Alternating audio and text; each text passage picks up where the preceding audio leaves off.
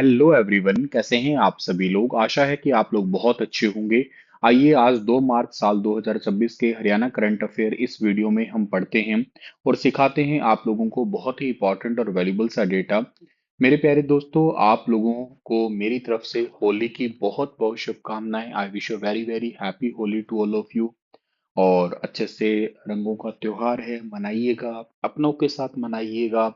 और के साथ साथ आप लोग इस बात का जरूर ध्यान रखिएगा कि आप लोगों को होली के इस अवसर पर ये भी संकल्प लेना है कि आप लोगों के जीवन में भी ऐसे ही रंग जो है वो जल्द ही आ पाए। कहने का मतलब है कि आप लोग एक बहुत अच्छे से प्रयास करना कि ताकि आप लोगों के चेहरे पे भी मुस्कुराहट आए। गुलाल तो आप लोग किसी भी दिन लगा सकते हैं, जरूरी नहीं है कि होली के दिन ही लगाएं, लेकिन वो वाला दिन होगा आपकी सरकारी नौकरी का। मेरी तरफ से आप लोगों के लिए दुआएं हैं। और अगर आप लोग आज ही के दिन कोई बैच लेते हैं तो 5 मार्च तक होली ऑफर चल ही रहा है। आप HOLI होली कूपन कोड लगाइएगा और आप लोगों को यहाँ पे मैक्सिमम डिस्काउंट मिल जाएगा बैचेस के दौरान। आप लोग HPSC के लिए आधारशिला बैच ले सकते हैं स्टार IQ एप्लीकेशन पे जाके। इसके लिए भी आप लोग कूपन कोड HOLI होली लगा लेना।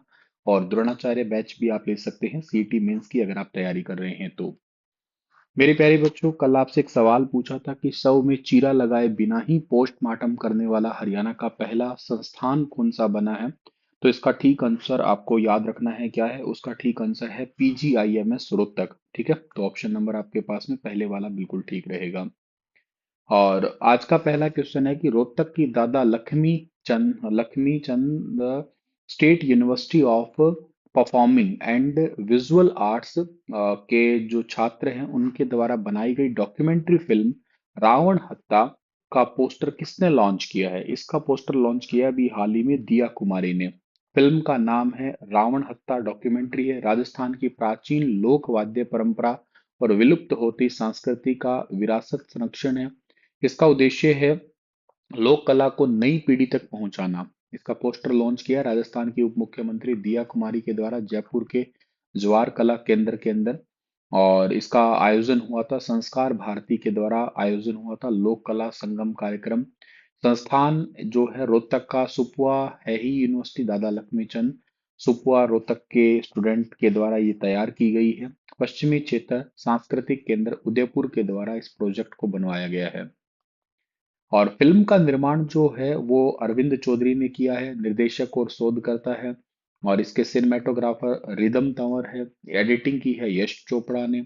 साउंड डिजाइन किया है तन्मय भूटानी ने। और इसके सह संपादक है दिनेश कुमार और ध्वनि देने वाले हैं मोहित वत्स है। ये राजस्थान का एक अत्यंत प्राचीन बेसिकली स्ट्रिंग इंस्ट्रूमेंट है रावण हत्ता वाद्य यंत्र। और इस विशेष रूप से बोपा समुदाय के कलाकार जो है ना उनके द्वारा बजाया जाता है।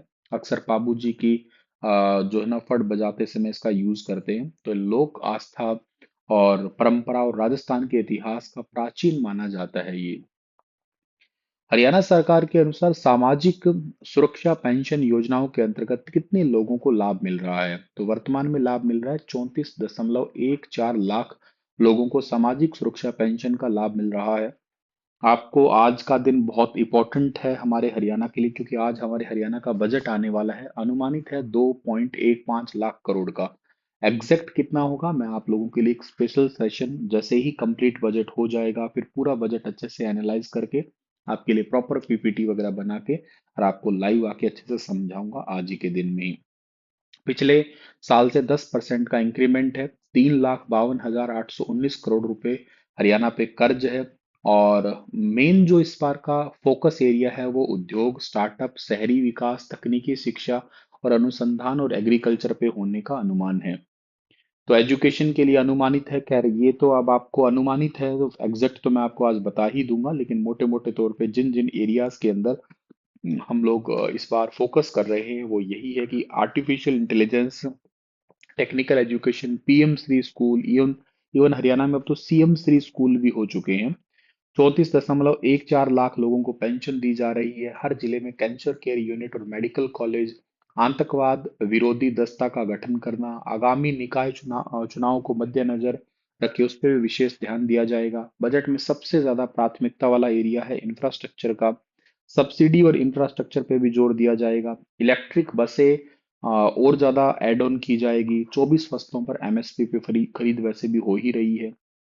दीनदयाल लाडो लक्ष्मी योजना के चलते महिलाओं को 2100 रुपये हर महीने मिल ही रहे हैं। लगभग 9.22 लाख अभ्यर्थी 9.22 लाख लाभार्थी हैं इसकी अभी। हर घर गृहिणी योजना के चलते जिनकी इनकम 1,80,000 से कम है, उन परिवारों को 500 रुपये में गैस सिलेंडर मिलता है। सीईटी युवा भत्ता, बजट में 9,000 मासिक भत्ते की घोषणा की उम्मीद थी, लेकिन भारी कर्ज के कारण इस पर शायद घोषणा ना हो पाए। पहले ऐसे था ना कि जिन्होंने सीईटी पास कर दी है उनको 9,000 रुपये मासिक भत्ता मिलेगा। अब हो सकता है, ये कंफर्म नहीं है खैर। सो ये कुछ नई घोषणाएं होगी, वो मैं आपको पूरा बजट खैर पढ़ाऊंगा ही। तो पिछले 4 सालों में अगर देखने की बात करते हैं, 2022 में हरियाणा का बजट 1,70,255 करोड़ था। 23 में बढ़ के 1,83,950 हो गया। 24 में ये बढ़ के 1,89,876.61 हो गया और 25 में 2,05,017.29 करोड़ हो गया। इस बार 2,15 के आसपास की उम्मीद है ये। हरियाणा की अगर मैं बात करता हूं अर्थव्यवस्था और राजकोष की स्थिति की, तो 2024-25 में जीडीपी 12,13,951 करोड़, 25-26 में अनुमानित जीडीपी 13,67,759 करोड़ है लगभग। जीडीपी में 12.67% की बढ़ोतरी होना लगभग संभव है।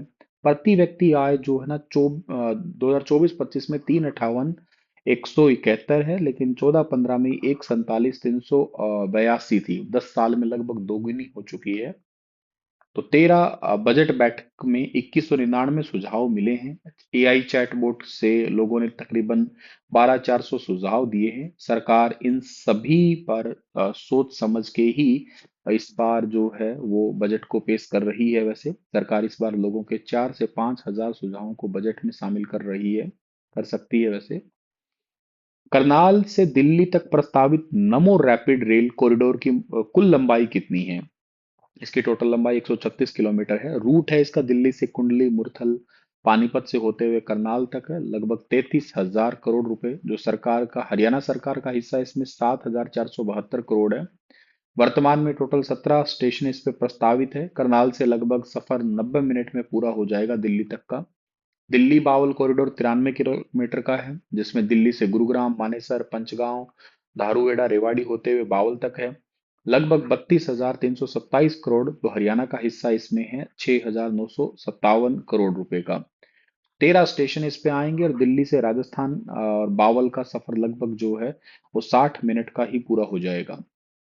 आने वाले टाइम में दक्षिणी विस्तार होगा दिल्ली हरियाणा बल्लभगढ़ पलवल का। पश्चिमी विस्तार होगा दिल्ली भादुरगढ़ और रोहतक का। और इससे बेसिकली जो है ना पब्लिक इन्वेस्टमेंट बोर्ड और डीपीआर को मंजूरी दे दी गई है। लगभग 4 सालों में कंप्लीट हो जाएगा प्रोजेक्ट है। और स्टेशन की दूरी लगभग 10 से 12 किलोमीटर पर एक स्टेशन बनाया जाएगा। हरियाणा सरकार के द्वारा 15वें वित्त आयोग की सिफारिशों के तहत 200 करोड़ रुपए की अनटाइड बेसिक ग्रांट से ग्राम पंचायतों को कुल कितने राशि का परसेंटेज दिया गया है या परसेंटेज दिया जाएगा? तो इसका ठीक आंसर रहेगा 75%। टोटल 200 करोड़ 12,50,000 है। 15वां वित्त आयोग 15th फाइनेंस कमीशन की सिफारिशों के चलते हुए एक प्रकार का अनटाइड यानी कि बेसिक ग्रांट है। जो अनटाइड ग्रांट में पंचायतों को स्थानीय जरूरतों के हिसाब से विकास कार्यों का सिलेक्शन करने की स्वतंत्रता होती है, उनको पैसा मिल जाता है। और जो टाइट ग्रांट होती है उसमें केवल पेयजल और स्वच्छता के लिए दी जाती है। तो सरकार ने क्या किया है कि ग्राम पंचायत के लिए 75% लगभग 150.09 करोड़, पंचायत समिति के लिए 15% लगभग 30.01 करोड़, जिला परिषद के लिए 10% यानी कि 20.01 करोड़ जो है ना, इनको इस रेशो में बांटा है। और ड्राइंग एंड डिस्ट्रीब्यूटिंग ऑफिसर जो निदेशक है पंचायती राज हरियाणा के, उन्होंने राशि का खर्च केवल ई ग्राम स्वराज और पीएफएमएस यानी कि पब्लिक फाइनेंशियल मैनेजमेंट सिस्टम के मोड, इसी मोड से ही इसका यूज किया जा सकेगा केवल। राशि का उपयोग करने वाले प्रत्येक पंचायत को एक समुचित विकास योजना डेवलपमेंट प्लान तैयार करना होगा। हरियाणा पंचायती राज और वित्त, इसके अलावा राज्य के साथ का बजट हुआ, लेखा परीक्षक है, और जितने भी डिपार्टमेंट है 1996 इसके चलते हुए ये प्रशासनिक नियम है जो संचालित किए जा रहे हैं। कृषि विकास मेला 2026 में घोषित जैविक कृषि संस्थान की स्थापना हरियाणा में किस स्थान पे की जाएगी? तो इसका ठीक आंसर होगा मंधाना में। ऑप्शन नंबर बी इस सवाल का ठीक होगा। जैविक कृषि संस्थान की स्थापना होगी गांव मंथाना कुरुक्षेत्र के 10 एकड़ जमीन पे। यूजी, पीजी और पीएचडी के लिए भी विज्ञान के कोर्स उपलब्ध करवाए जाएंगे यहाँ पे।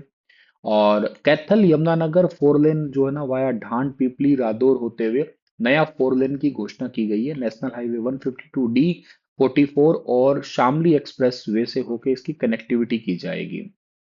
लाडवा उपमंडल सचिवालय के नए भवनों का शिलान्यास भी किया गया है। इसके अलावा 9 सड़कों का शिलान्यास किया है मुख्यमंत्री जी ने। वित्त वर्ष साल 2025-26 में हरियाणा का सकल एसजीएसटी संग्रह सेटलमेंट के बाद कितना रहा है? स्टेट जीएसटी हरियाणा का कितना रहा है आफ्टर सेटलमेंट? तो ये रहा है 44,460 करोड़ रुपए रहा है। भारत सरकार ने वित्त मंत्रालय के आंकड़ों के अनुसार सकल जो जीएसटी है आपका एसजीएसटी है, स्टेट ग्रोस स्टेट ग्रोस जो एसजीएसटी की अगर मैं बात करता हूँ कलेक्शन में, तो उसमें देश भर में पहले नंबर पे रहा है। हरियाणा में लगभग 22% की वृद्धि है और पूरे भारत की 6% है इसमें। तो राष्ट्रीय औसत से 4 गुना ज्यादा है और उन सभी राज्य और केंद्र शासित प्रदेश में भी ओवरऑल ज्यादा है हरियाणा। कुल एसजीएसटी संग्रह सेटलमेंट के बाद 44,460 करोड़ रुपए है। पिछले साल की तुलना में 7,918 करोड़ जो है ना एक्स्ट्रा आए हैं। और इसका सफलता का मेन कारण यही है कि ट्रांसपेरेंसी बढ़ी है ई गवर्नेंस को बढ़ावा देने की वजह से। और इसके अलावा हरियाणा का प्रमुख औद्योगिक और लॉजिस्टिक हब जो है जैसे गुरुग्राम फरीदाबाद है, ये होना भी। इसके अलावा टैक्स चोरी को भी लगातार मॉनिटर कर रहे हैं, तो उसका भी एक बड़ा बेनिफिट पड़ा है। तो वर्तमान एस जी एस टी 44,460 है। हरियाणा की वृद्धि 22% की हुई है। नेशनल लेवल की 6% है। पिछली बार 7,918 करोड़ रुपए था। इसी के साथ ये सेशन समाप्त होता है। अगर आप आज कोई बैच लेते हैं तो कूपन कोड होली जरूर लगा लेना आप लोग। और आपके लिए एक सवाल है कि रिपब्लिक डे 2026 के चीफ गेस्ट कौन थे, बताना इसके बारे में विस्तार से। मिलता हूँ आप लोगों को मैं अपनी अगली क्लास में। तब तक अपना ख्याल रखना। Radhe Radhe. I wish you very happy Holi to all of you.